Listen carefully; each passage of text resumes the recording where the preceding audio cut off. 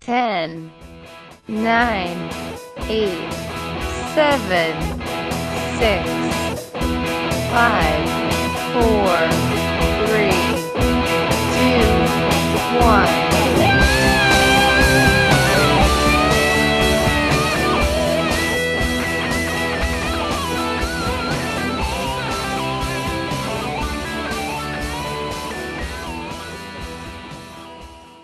Hello and welcome back to the Dream Team podcast. Round 6 has been put to bed. Round 7 is not for a monster.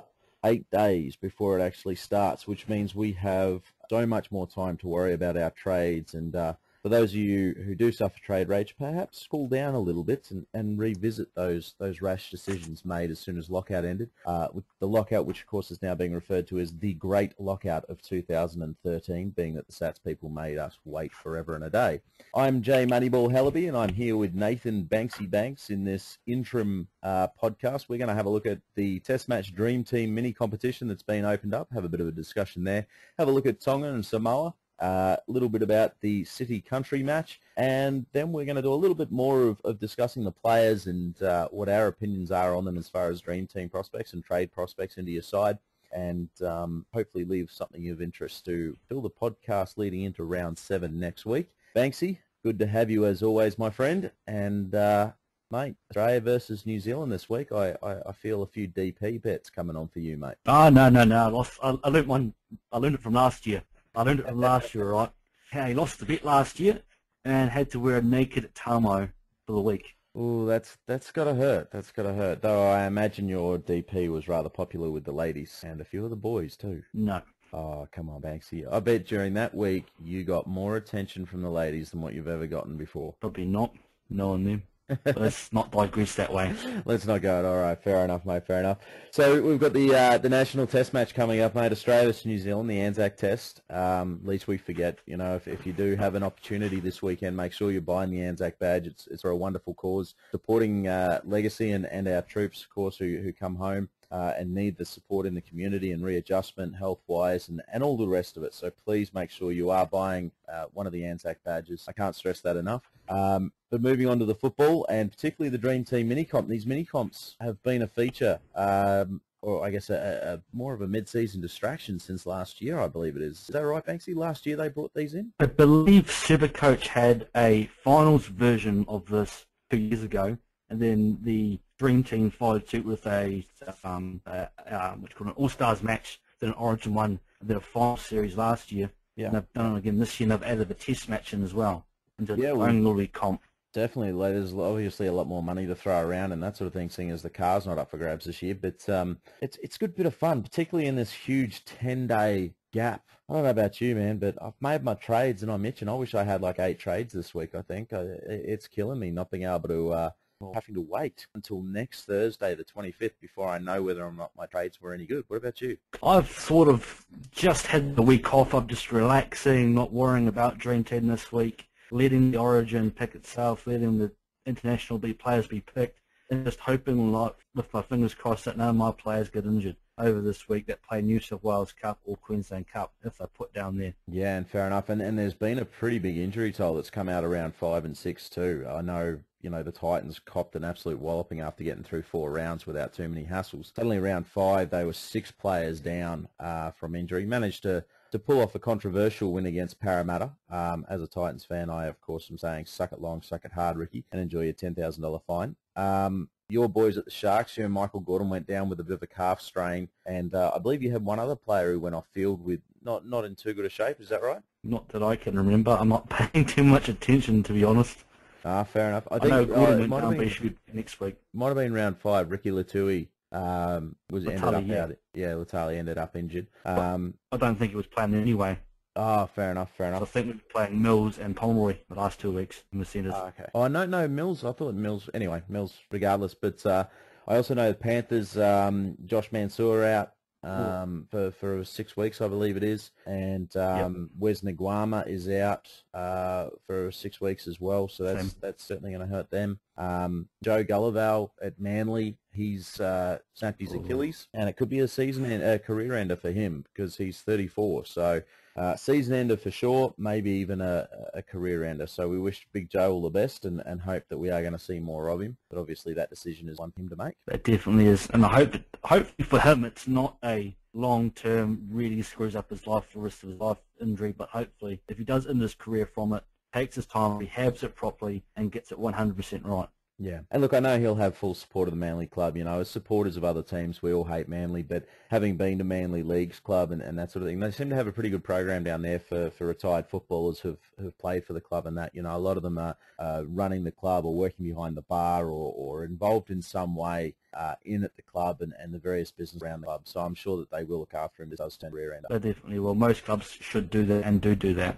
Yeah, absolutely, and that's something that's, you know, we can be very proud of in our game. Now, moving on to this test side, mate, what do you make of the teams that have been picked? Australia's gone for the tried and true method. They've gone and picked all the players you would expect to be picked. Basically, they've picked 14 Queenslanders and added about 3 New South Welshman. New South Welshmen, not to look a little bit too biased.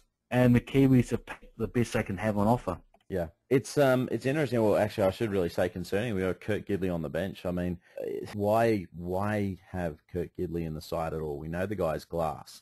Cameron Smith is phenomenal at hooker, and I know Gidley can cover hooker. He can cover halves. He can cover the back row if need be. He can even go to fullback. So has Sheen's got him there just to cover for injury? Is this going to be another Daly Cherry Evans where Gidley just doesn't get any minutes? I think that's exactly what he's gone for. I think if Gidley was fine last year for the Anzac Test, he would have been picked over Daly Cherry Evans. So I'm not expecting too many minutes from Gidley, unless it's a big blow-up, then Smith might be taken off. Yeah, no, fair enough. So if you are picking your Test match dream team, guys, it looks like Gidley is a well and truly steer clear. If you already didn't think you steer clear of him after injuries throughout dream team history. So who are your pick of the halves, mate? If we have a look at the halves, we've got Cronk, we've got Sean Johnson, we've also got Jonathan Thurston, obviously, and who's pairing up with Sean Johnson, mate? Be Kieran Foran for Manly.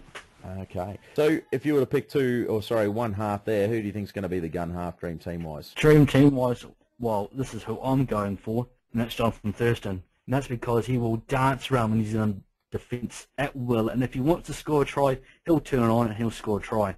Jonathan Thurston. Fair enough, though. Sean Johnson's usually the dancer, mate. He's old twinkle toes. He's a true dancer. Thurston just glides past the defenders and just pops himself through the line. Yeah, that is a fair call. Fair call. All right, then. Well, let's have a look at the fullback position. I mean, we've got a few different players on offer here, you know, and wingers and that. So we've got Slater.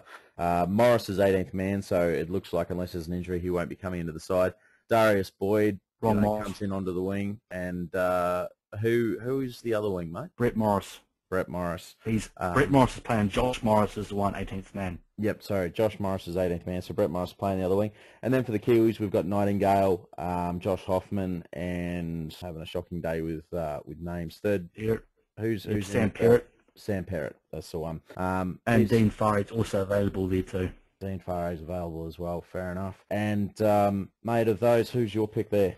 Well, in my opinion, to win these sorts of games, these one-off, one big score, you're going to have to try and find the try scorer, someone that will do something extraordinary. Now, in the history of big games, Darius Boyd has a grand history of scoring tries when they need to, but I'm going for Billy Slater because I think he's going to be the one that's going to put on a 1-2 with old Cooper Cronk or Cameron Smith and just dazzle the New Zealand defence and blast right through them. Yeah, the old Melbourne inside-outside play. Definitely. Yeah, no, I'm with you there as well. Coming into the centres, mate, you've got Greg Inglis is obviously available at fullback as well. And coming into the centres, you know, there's who have we got? Simon Mannering, Justin Hodges. Farray, sure. Yep, Dean Farray, Sean Kenny-Dow, Josh Morris again mentioned 18th man, Greg Inglis. So of those, who should pick to go into that centre position? This is one of the trickier ones. I was always angling towards Josh Morris because he always steps up when he's playing for Australia. But he looks like he's 18th man, so I have to stay away from that. Now, you've got Simon Mannering available down there, so you can get a solid 30, 40 points from him. But everybody's probably going to pick that. So you're going to need to pick somebody that's going to go and burst out and score a try or two or even three, which I doubt because the Kiwis ain't that shit. But I'm going for the Mr. I will never pass, Justin Hodges himself, because he'll just tackle bust all day long against Dean Farre, even though they're not probably matched on the same side now after I said that. Fair point, fair point. Look, I'm going to go with Simon Mannering there. I think Simon Mannering, captain of the Kiwis, I think you're going to find a huge performance from him. He'll tackle himself to a standstill, and I think you'll probably even find him busting the line a little bit. Even though his form for the Warriors has been down a bit, you know, this is playing for your nation, and Simon Mannering's one of those blokes who always steps up. Second row. Now, you and I have had a bit of a debate about this. I'm going Paul Gallen in the second row, and you're putting Gallen in your front row, and Gallen is available in both. Now, the options, of course, in that second row, you've got Greg Bird, Luke Lewis, Nate Miles, Sam Thaiday, Anthony Watmo, Alex Glenn, Ben Mudolino, Frankie Pritchard, Kevin Proctor, Jeremy Smith, and Elijah Taylor, along with Paul Gallen, of course. Toa Harris too. Toa Harris, that's right. He's just been called up as well. Mad props for the young fella. Who's your pick, mate? Who are you going to take in that second row? Well, with the big forwards in the Aussie pack, you're going to have to look to one of the stars. You're going to have to look at Bird or Thaiday. As mentioned, I already picked Gallen as my forward, my prop. Yeah. But then, just because I didn't pick Mannering in my centres doesn't mean I won't pick him in my second row. I'm thinking of putting Mannering in my second row because he could be the highest second row scorer apart from Gallen. Yeah, that's a fair call. Actually, that's not a bad sort of plan there, particularly if you believe that Hodges is going to tear up against Sean Kenny-Dowell or Dean Farre. All right, moving along, let's have a look at our front row forwards. Matthew Scott, James Tamu, Jesse Bromwich, Ben Mudolino, Sam McKendry, and Jared Warrior-Hargraves. You know, having a look here, look, I'm going with old Jared the Thug Warrior-Hargraves. I think he's just in fine form for the Roosters, and I've been mightily impressed with his performances. I think he'll step up another level for the Kiwis, and, you know, one of the big problems with Jared's game over the years has been the number of penalties given away, and that's definitely down. He really improved on this one. So I'm wrapping him to have a really big game and charge forward all day. Yeah, he has been in scintillating form for the Roosters.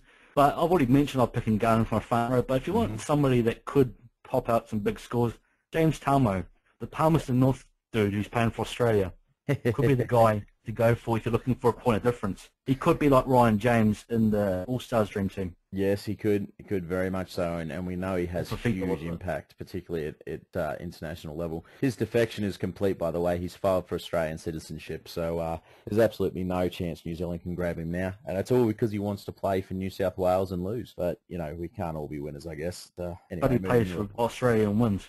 Well, this is exactly right. It's out there. As Meatloaf says, 1 out of 2 ain't bad. Moving into your hookers. Now, of course, every man and his dog's going to be picking Cameron Smith in that hooking role.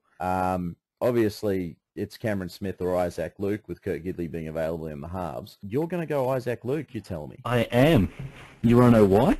I'd really like to know why, because, I mean, I initially picked Cameron Smith, and, you know, it was only in discussion with you that I've sort of had some doubt cast in my mind, and I'm revisiting this. So I'm keen to hear what your logic in picking Isaac Luke is. Isaac Luke's going to be the 80-minute player, or you expect to be.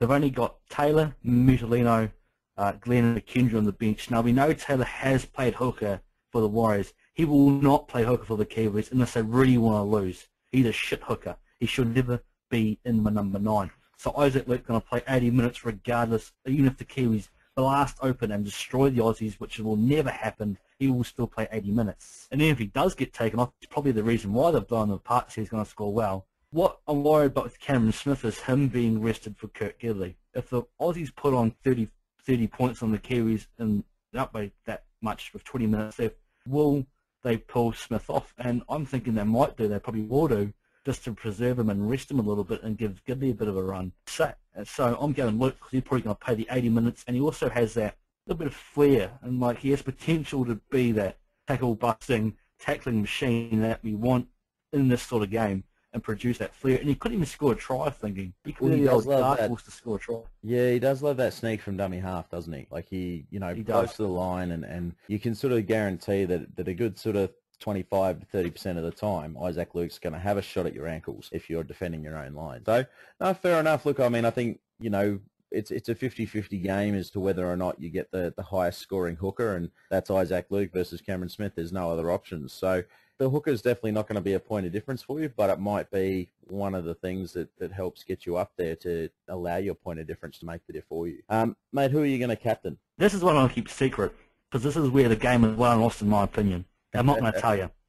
He's not going to tell me. My goodness. Well, I'm quite happy. I don't like my chances, but look, I'm going to captain Gallen. I just think he's going to play all day, and we know that Gallen pumps it out. So fair enough. And I'll be vice captaining Isaac Luke. I think you've convinced me enough. You've convinced me enough to convert me. All right, let's move on to some actual dream team talk, shall we, Nate? You should do. Fantastic, mate. Is there anything that jumped out at you this week?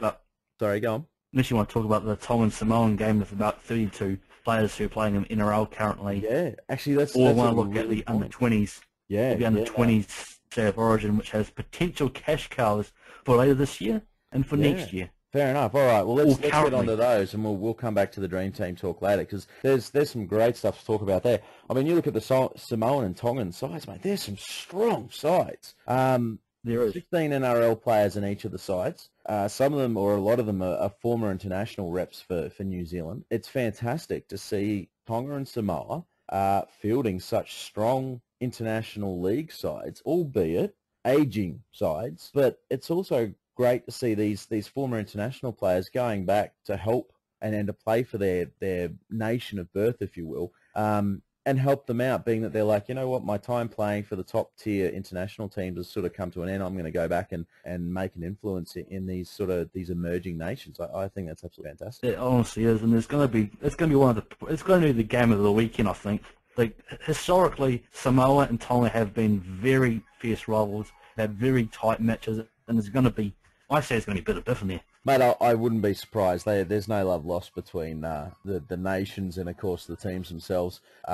It could be a bit interesting in pubs around, in the Islander community around this nation, or around Australia and New Zealand over the weekend, actually. But, mate, have you got the team list here? Can you read us out, just so we know exactly who we're talking about in regards to, all these NRL players? Yeah, so for Samoa, they have Matthew Wright, Kalifi Faifaloa, Antonio Winterstein, Junior Sal, Daniel Vido, Carlos Tumavave, Ben Roberts, Jeff Lima, Masoda Yusefa from the Tigers, Roy Asatasi, Eddie Pettyborn, Sam Take It Easy Tagatese, Lamai Tasai from the Roosters, Leeson Armal, Martin Tapau, Mark Tafua, Alex Alicia, I think, from the North Queensland, and some two dudes from Rugby League Samoa, which I'm not even going to try and pronounce, sorry.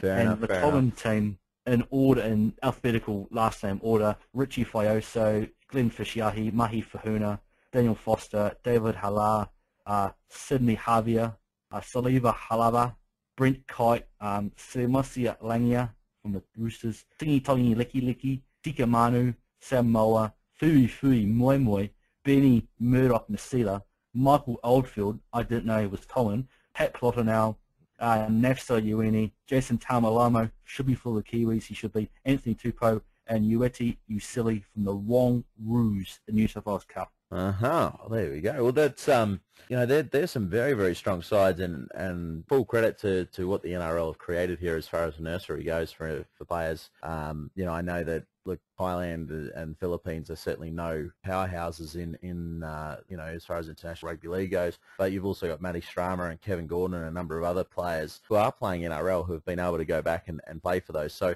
the NRL is definitely doing a lot for international rugby league, which is fantastic to see, and the Samoan and Tongan sides are just evidence of that. That's marvellous. It is. It's going to be one of the most fiercest games you'll probably see all year. Yeah, I'm looking forward to it. Is it televised? I believe it is. It's the big game on Sunday at Centrebet Stadium. It's the 7:30 game. They have two New South Wales Cup games beforehand, the under-20s Origin at 5:30, and then this big Samoa Tongan game at 7:30. Okay, I'm going to have a look at see if it is actually televised in Queensland, because I think I'd love to watch that game. I think that's going to be a good one to sit back with a beer and a few peanuts and watch them just go at it.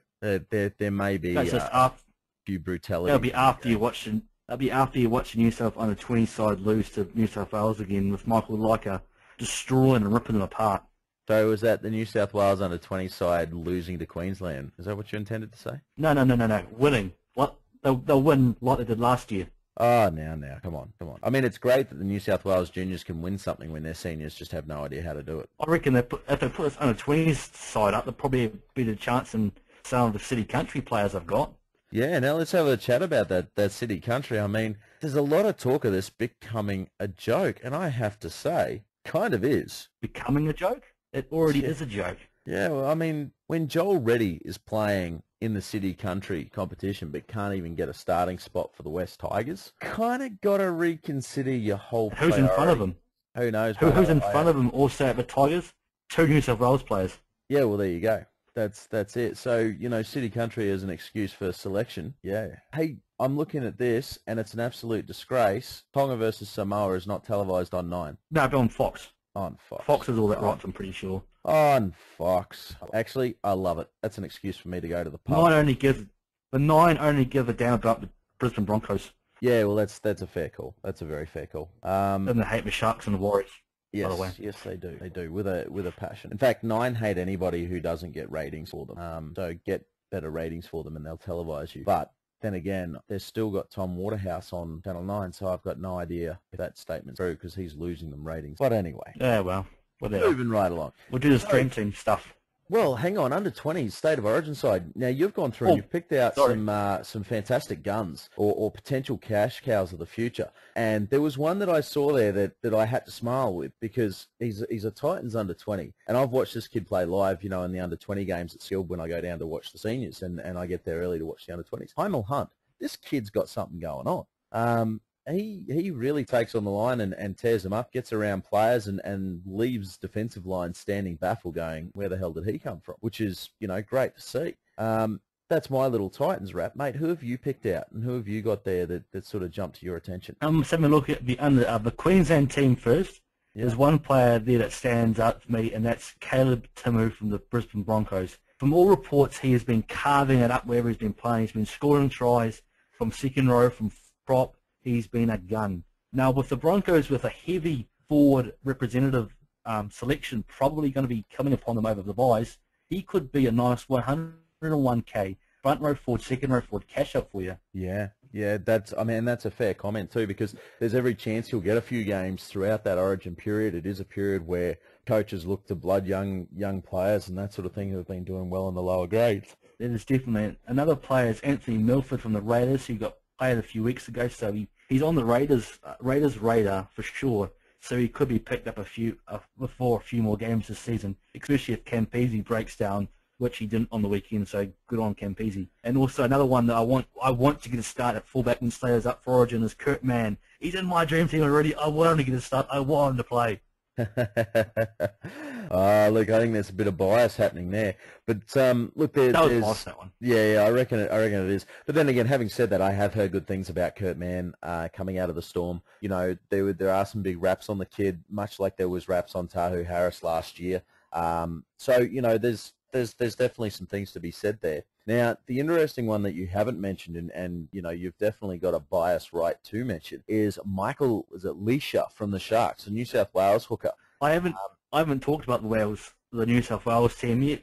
Michael Leica. Michael Leica. All right, well let's jump to Michael Leica anyway, because he's got a pretty decent chance. I mean, the Sharks have got aging hookers. They've also got Isaac De Gois, who he's broke down already. Yeah, starting to compete with Kurt Gidley for the Man of Glass Award 2013. What are the chances of this young kid getting a run for the Sharks? I hope his chances are pretty damn good, because I really rate with him. I loved watching him in the under-20 side when I had my old mate playing down there, who is now playing New South Wales Cup for them. So he's a guy who's still playing under-20s at the moment. He was injured to start the season, so we were unlucky not to probably get him promoted when De Gois went down to start the season. But yeah. Hopefully he pops up, not this year, maybe next year, as a potential cash cow when the Sharks have better buys in terms of Origin. Okay, fair enough. Well, there's one to put on your radar, folks, is Michael Leica from the Sharks. Leica, from the Sharks. And if you are looking in that hooker position and a little bit of value, this is one that could pop up this year, particularly with Matty Stramer and Beau Falloon a little bit injured. Obviously being involved with the Titans and membership there and contacts in the Legion and all that sort of stuff. Sam Irwin, debuted last week. with big points per minute, heaps of energy, and he's quite likely after that performance to come into the hooker rotation as coverage for injury. So Matty Strama and Beaufaloon will not be dislodged by Sam Irwin at this point in time. But Matty Strama does have that shoulder injury. Beaufaloon had his appendicitis. I think Cardi will be a lot more confident bringing Sam Irwin in to cover one of those players injured in a two-hooker rotation now that he's seen what he can do at the top grade. And Mighty Mouse, as he's affectionately known around the club, really performed quite well. So just keep an eye out, wait for him to get his second game and then be picked for his third. But definitely a good price rise there, and if you are looking for a cash cow hooker, he could be the man you're after. Yeah, definitely is. I just want to mention there's a few New South Wales players who are already playing in NRL this year. Val Tautai and Kepler Tanganawa, he beat me last week on that, for the Eels, and David Clemmer from the Bulldogs. I don't think there's any other players who've played. Yeah, look, and Junior Apollo too, from the Eels as well. That's going to be a very strong sort of side. I think now, just on Kalepi Tanganoa, I got to see him up close and personal at the Titans game on the weekend, which is no doubt going to be known from henceforth in the NRL circles as Ricky Gate as a result of the Ricky Stewart press conference after the game. Ricky Gate. I'm going to impact you for a moment. Ricky Gate's 2008 Grand Final World Cup. That's Ricky Gate. That's Ricky Gate. After what happened there. All right, can we call this one? This is Ricky Gate 2.0. Or should we call it Paragate? Ricky Gate 2.0. Ricky Gate 2.0. All right, Ricky Gate 2.0. There's bound to be more. But, look, one of the things I was really impressed with, because Kalepi Tanganoa has been on my watch list for Dream Team purposes, for the last couple of weeks, and I haven't really had the opportunity to bring him into the side. He's good for the back end of the buys, as we discussed last week, with Para having really nice buys heading out of that buy round period. And he's priced at a reasonably good price. I think he's around the 160 mark at the moment. 160 now, yeah. Yeah, 160 now. He got into the starting side, and he is a handful. I don't remember too much tackling from him, but what I did see is he bent the defensive line every time he ran the ball. And there were tackle breaks and that sort of thing. I definitely think he's a kid of the future. He's somebody to watch. And look, with the youth in the Eels squad and the disarray, or not disarray, but I guess the rebuilding that's happening down at the Eels, Kalepi Tanganoa is somebody I think you potentially expect to be, in that 17 for quite some time and make you a little bit of Dream Team cash. He's one person that could be doing it. I'm just looking at his stats from last week, first time I've looked at them. 39 tackles and only 20 metres run and no tackle busts. Well, that just made me look like an arse. That doesn't seem right. It doesn't. I'm sure he smashed the line. Like, I was watching him. Like, they must have missed something. I mean, I have no doubt on the tackles and that sort of thing. But I didn't notice him tackling because, of course, obviously when I'm at the game and I'm watching the Titans in attack, I'm screaming at the refs to get the players off him and all that sort of stuff. I don't care what the player's name is. When we're in defense, of course, that's a different story. I'm looking at who's grabbing the ball and running. But no, Kalepi, look, I'm sure there's one incident he busted up the middle of the field from his own 30-metre line and sort of, made a couple of tackle breaks, or maybe it was a couple of fends and they didn't count the tackle break. Yeah, nonetheless, look, keep an eye on the kid. He's definitely somebody that's worth looking at, particularly if he's making 39 tackles. Definitely is. He fixed up his missed tackles and goes back to his running game like as he's done first in his middle 3 games. He could be a 35-point player for you over those buys as a bit of depth. But I'm saying that you probably want to get him in right now before he doesn't know a price rise on you. Yeah, definitely. I think his BE would be very, very low this week, wouldn't it? I'm not too sure. That's right. I'll have a look. Assistant has run out. Oh, couldn't spring for the $20. All right, let's have a look. You see, this is how we run this show. It's all done with love and on the smell of an oily rag. I'm guessing it's probably about 7. You'd be guessing wrong. It's actually -3. -3. -3. So there you go. Get him in now if you want him. Yep, look, and if you have enough cover for round 12. I'm building that cover, but if he hits his projected score of 24, he will gain another 17,000. And look, they're up against the Panthers. Oh, get on him now. They're up against the Panthers at Centrebet Stadium. I'm tipping Kalepi Tanganoa to score 35 against the Panthers. I'll be tipping him to score 30, but that's just going off his past. Yeah, no, I reckon Ricky will have him well drilled and he won't be missing as many tackles. But yeah, okay. All right, let's move on to some Dream Team chat. Finally. All right. Who do you want to talk about this week? Well, I thought we might just see if there was anything that jumped out at us, and then we might have a look at a few of the players that have been mentioned in the Mentors Forum over the last week or so and voice some opinions on them. Was there anything in particular that jumped out at you this week that you'd like to sort of mention? Nothing stood out for me because I haven't really looked at Dreamteam too much. So. And you call yourself a co-host. Disgraceful. Absolutely disgraceful. It was about the Origin this week in a test match. It wasn't about Dreamteam. It's always about Dream Team around here, Banksy. Come on, mate. It's all No, good it's fun. in the title. All good fun geeing you up, mate. Look, I think Sonny Bill Williams pumping out a 70. Oh. You know, we definitely tipped it in the show beforehand. In fact, I think you even may have mentioned that you were tipping him to score a 70. And he did. He certainly delivered 2 tries. He scored and you know, really pumped out. An injury too. And yeah, but how much of that is I don't want to play in the Anzac? Well, should we put air quotes around an injury? Yeah, injury, much like Robbie Farah's groin injury. Speaking of Robbie which, Farah, Chris Lawrence's Blake Ashford. Robbie Farah Fucking wheelbarrow. pumping out a 90. I mean, yeah, you got to be happy with that. That's just absolutely phenomenal. I'm loving them head-to-head team. Oh yeah, as you would. All right, well, let's have a look at Tarek Sims. Banksy, your thoughts on Tarek Sims, mate? All right. Okay. I'm just looking off the buy stills. It's like his buys are good. He plays round 12 and round 18. He doesn't, so he gives you colour for those 2 rounds. He gives you colour for 12. He started last week. He's been staying the last 2 weeks, I think. Probably. I think he started last week though. But he pumped out a 37 on the weekend, which included 18 minus points. 18 of them. Now that could be because he's playing more game time, but most of those came from missed tackles. I think too he's coming back from injury, and so you know there's a little bit of tentativeness there, particularly in the missed tackle department. Also, as I mentioned, he did 4 one-on-one tackles as well. So obviously, I don't watch the game, so he might have been going for a lot of one-on-one tackles, being bumped off by guys like Hodges and Gillette, which means his missed tackles goes up. Yeah. I mean, I think Ben scored plenty of tackle busts last week. Yeah. He might have been running at him all day. He could have been. I was very impressed with his workload. The major concerns that I have, obviously, Dallas Johnson was missing last week. He had been rested, and Gavin Cooper. I think it'd be coming off Ruff the bench. Mueller. Yeah, Joel Reth. I think with Ruff Mueller, I think will be off back to the bench or out of the team when Johnson's back. I want to see Cooper playing, but what I want to see is I want to see Sims, Cooper, Johnson back row for the Cowboys with Scott and Tamo as props, and Scott Moore as hooker. There you go. Yeah, but you're saying hooker. Scott Moore as hooker purely because you've got Scott Moore on your team. You want to avoid the trade because you want to keep him in for the buy rounds. I can be biased, can't I?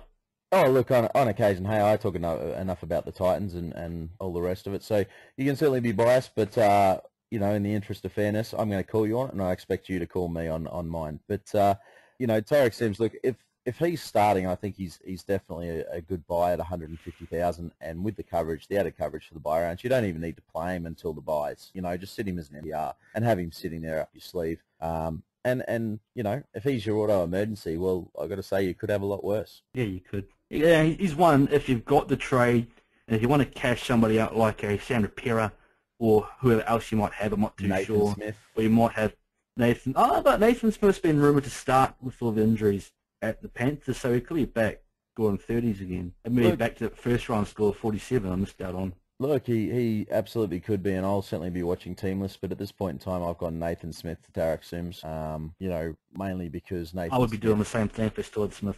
Yeah, he was hurting. Well, not that he was hurting me, but he was just sitting there doing nothing. And this year, you know, particularly after last round moving into 309th position overall, I've actually got a half-decent shot of a decent ranking, so I don't want any players in my squad who aren't scoring week to week. And at the moment with that particular trade, the only one who I have who isn't is Michael Cheekham, and he's rumoured to be coming back, particularly with Big Joe's pending retirement after his snapped Achilles. Yeah, it could be, but you also got to watch out for Glenn Stewart, who should be returning back next week as well. Yeah. Yeah, and look, the man who's tipped to suffer from Glenn Stewart's return is actually Horro. Horro and Simmons. I thought it was Sims.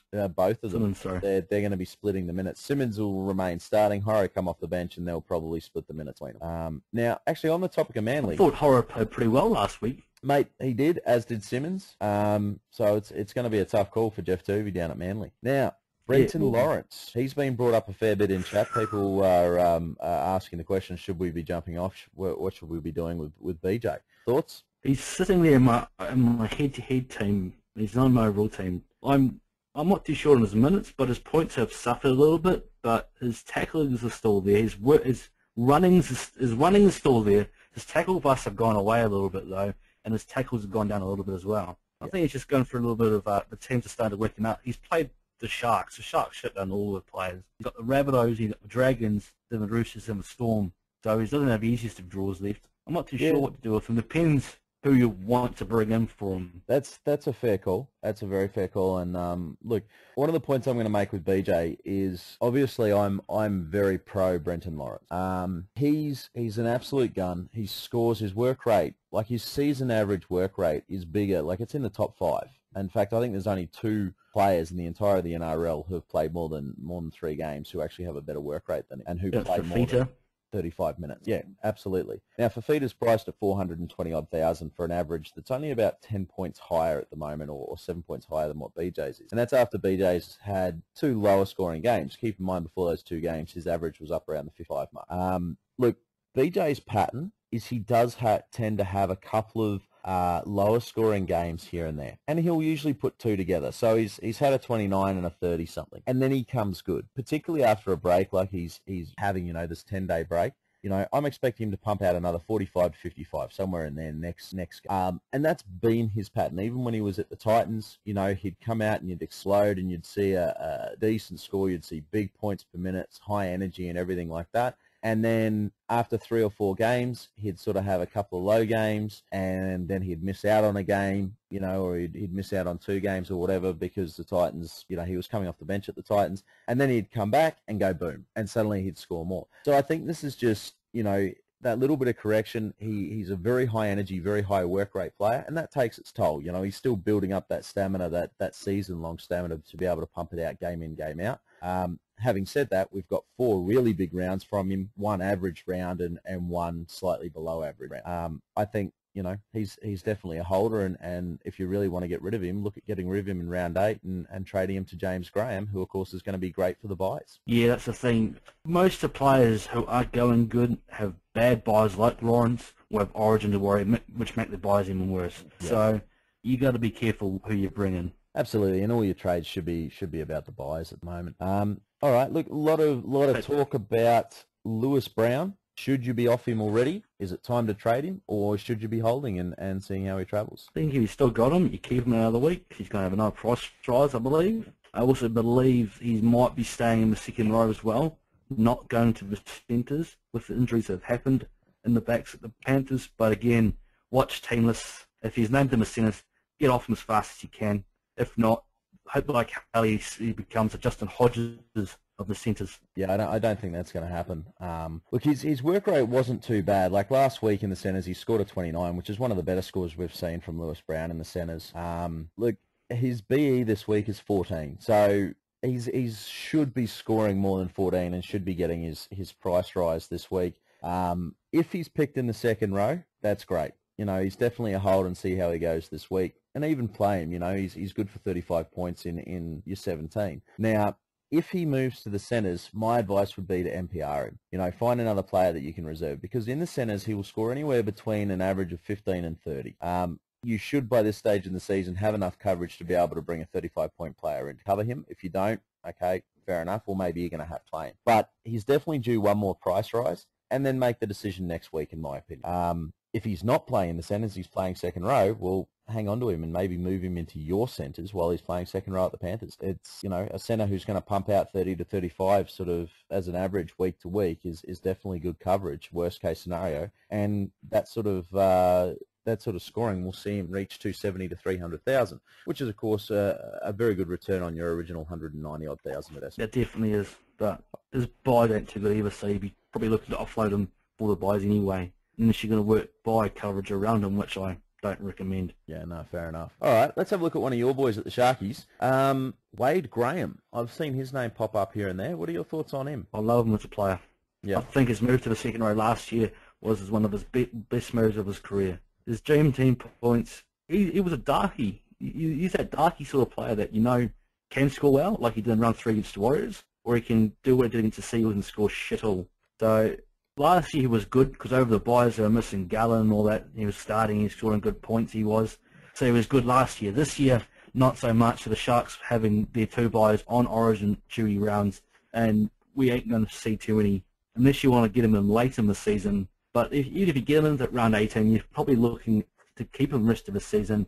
So unless the Sharks have some injuries to Lewis or to Gallen, which could happen, he's not somebody that you should be bringing in. The second row half rotation could be useful, but what good will that be if he's only going to be coming at like a 35-point average, which he's already probably priced at 35, 40-point average? Yeah. Yeah, I'm a bit colder on him than Dream Team. Yeah, no, look, fair enough. He's a player who's on my watch list, but he's only on my watch list for a number of the reasons that you've sort of mentioned. You know, he definitely has the ability to go boom. If Gallen is out for any reason, you know, and particularly for any period of time, Wade Graham's the man who takes over. You know, he's tipped to be the next captain of the club, and he takes that responsibility pretty seriously, and he really puts in the meters. He sort of leads off Gallen's, follows Gallen's lead, I guess, is what I'm trying to say there. But, no, definitely good thoughts. Last player, before we have a look at some cash cows to close out the show today, Cordy Parker. A lot of people wondering, should they bring him in? If he's not selected for Origin, if you don't think he's going to be picked for Origin, then bring him in now. He'll be the cheapest he's going to probably be in the wee while, especially after a 78 last week and a 63 week before. He's going to go and skyrocket in price. So if you think he's going to be Origin, then maybe it's not worth the trade, because he's going to miss 4 games over the Origin period and could even be rested like they have done in the past. So it all depends on who do you think will be in that Queensland side. Where will they play Friday? Where they play Miles? Will they have one of those two shift to the forwards and replace 7 receiver and bring in Gillette off the bench that they had last year and keep Parker there as well and have Dave Taylor on the bench? So it all depends on what they choose to do. I can't see them having Dave Taylor on the bench, just, you know, with the issues at the Gold Coast. You know, he's been stood down for disciplinary issues, even though he's playing alongside Nate Miles and Greg Bird. I can't see, like, if Big Mel goes to Birdie and Miles and says, what do you reckon? I can't see those boys saying, yeah, bring him in just this year, you know, this year. I think Dave I don't think Bird will give him any comments anyway. Yeah, well, that's it, you know, but because of that, it just strengthens Parker's grip on Origin anyway, so it makes him harder to bring him in. It makes it better to bring in, like I said last week, Alex Glenn, and even what I mentioned this week, Caleb Timu. Yeah, well, Caleb Timu is definitely a good cash-out option there. All right, now, just to finish up the show today, like we've discussed some rookies and some good cash cows and that sort of thing. We're at a stage in the season where, you know, in that first 6 weeks, a lot of players burst out of the blocks. They start to reach their maximums and that sort of thing. One player who, you know, I feel is reaching his maximum this week is Tom Simons. In round 7, he'll be reaching it. You know, Lewis Brown is another one we've mentioned who could potentially be reaching his maximum. Brenton Lawrence, some people are thinking maybe he could be as well. Who would be your top 2 cash-out rookies? So if you were to cash out to a player under 150,000, let's say under 160, who are the top 2 you'd be looking to cash out to? For Tom Simons and Nathan. No, just any player, any player, any position. Who should we be looking at as potential cash-out options? Geez, that's a bloody tough question. There's so many good options out there is. Well, look, there is. That's why I'm asking it. I mean, this isn't some current affair or today tonight. We ask the hard-hitting, real questions here at NRLDT Podcast. I might have to put a John Key on this one and say, put it down in writing, give it to my accountant, my PA, and I'll address it later. All right. Because there's so many good.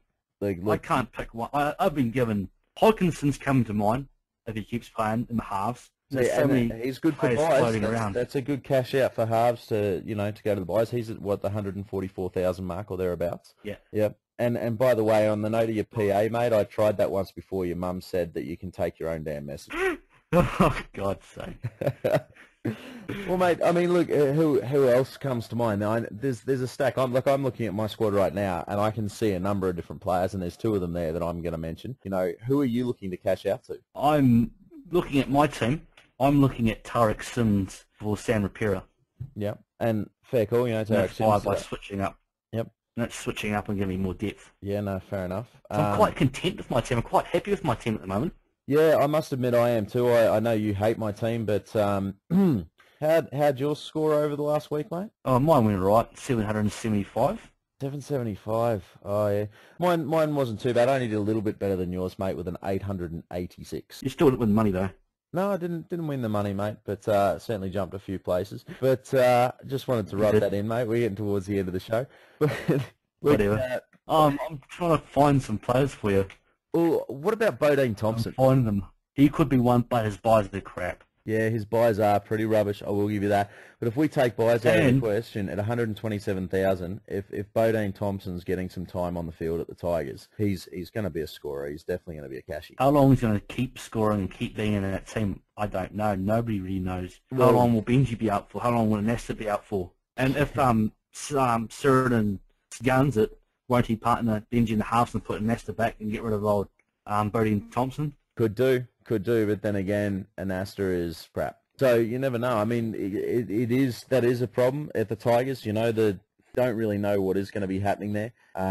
It is a very volatile squad, so it's kind of cash out to a Tigers player at your own risk at the moment. It isn't, because their buys being very bad. I'm going to say that they are the ranked sixth tier along with the Roosters and the Raiders, by having buys in round 12 and round 18, making them very hard to do anything with them. Yeah. Over that time. Actually, I got to say, Banksy, the way that you've laid out your buys and that sort of thing in that spreadsheet you uploaded to Mendes the other day, mate, I finally understand buys. I finally understand how to pick for them and who I should be looking at and that sort of thing. And that's not to say that, you know, Cam Stats Williams' spreadsheet was worse or anything like that. It's not. I mean, it's fantastically in depth. It's just yours is incredibly simplistic and very pretty with its colours, and I just get it. I look at yours and I understand what I'm doing and who I need to pick. Yep. So I'm trying to find you some. I'm trying to find you some players. I'm not finding anything that jumps out.